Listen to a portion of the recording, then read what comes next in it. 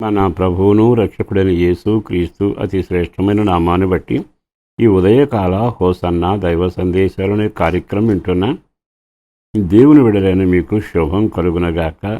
అందరికీ వందనాలు. మీరంతా బాగున్నారా?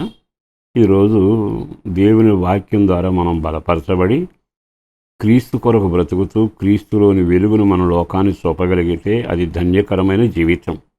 ఇక్కడ చక్కని మాట రాయిపోయింది. ఒక దైవజనుడు ఒక చక్కని ఆలోచన చెబుతా ఉన్నాడు.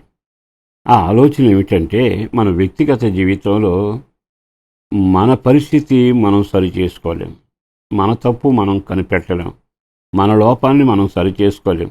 కారణం ఏమిటంటే మానవ బలహీనత. చాలాసార్లు ఎదురువాని లోపాలు కనపడతాయి, తప్పులు కనపడతాయి. కానీ అపొస్తలుడైన పౌలు తీతు అనే ఒక వ్యక్తికి ఉత్తరం రాసి అందులో చక్కని మాటలు రాశాడు. ఒక వాక్యం చదువుతాను. 5వ వాక్యంలో ఇలా రాయబడింది: నేను నీకు ఆజ్ఞాపించిన ప్రకారము నీవు లోపముగా ఉన్న వాటిని దిద్ది ప్రతి పట్టణంలో పెద్దలను నియమించు నిమిత్తమే నేను క్రేతులో నిన్ను విడిచి వచ్చేదాను. తన శిష్యుడికి చెబుతున్నాడు, నిన్ను అక్కడ వదిలేసి వచ్చాను కదా.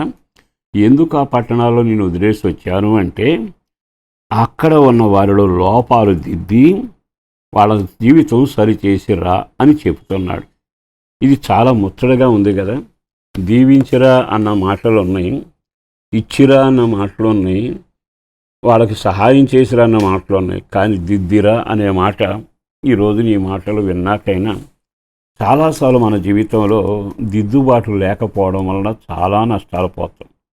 ఒకసారి ఆగి ఆలకిస్తే దీపం వెలుగుతూ ఉంటుంది. ఇదివరకు మామూలు ఒత్తులతో దీపాలు వెలిగించేవాడు.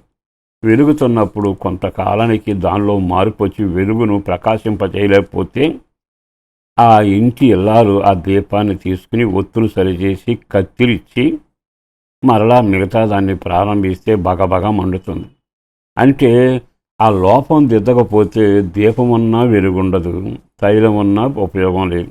అలాగే మన ఆత్మీయ జీవితంలో కూడా నేను వ్యాపారంలో ఎందుకు వర్ధిల్లటంలా, సంఘపరంగా ఎందుకు ఆశీర్వదించబట్టల్లా, ఆధ్యాత్మికంగా ఎందుకు దీవెన పొందటంలా అని ఆలోచిస్తాం.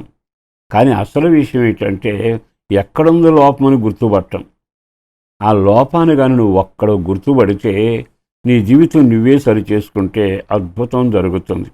కనుక దేవుని దగ్గర 2 ప్రార్థనలు చేయాలి. ఒకటి, దేవా నా లోపం నాకు చూపించవా, నా తప్పిదం ఎత్తి చూపి నాతో మాట్లాడి నేను సరి చేసుకున్న కృప దయచేయవా అని మొదటి ప్రార్థన.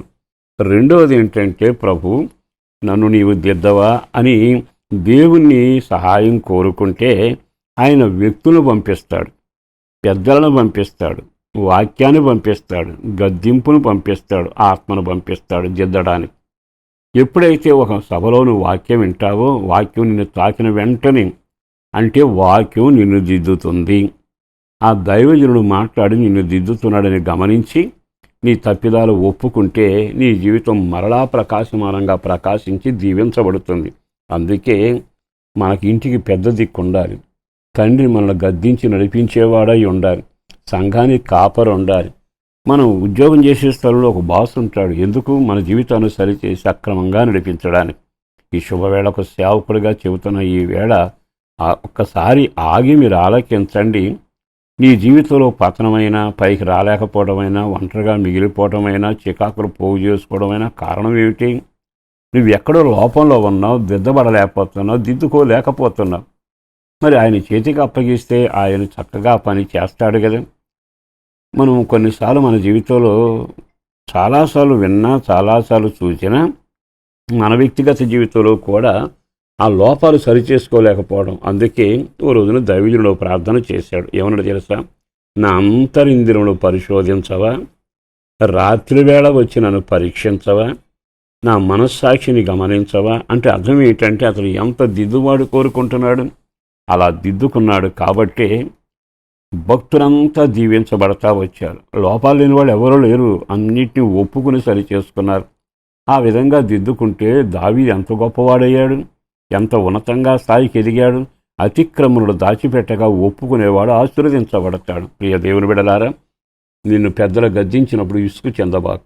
దిద్దేవాడు నీకుంటే పెద్ద దీవెన కలిగినట్టే. వాళ్ళ అత్త కావచ్చు, లేకపోతే తల్లి కావచ్చు, కాపరి కావచ్చు, స్నేహితులు కావచ్చు, ఇంటి యజమాని అవ్వచ్చు, పెద్దలు అవ్వచ్చు.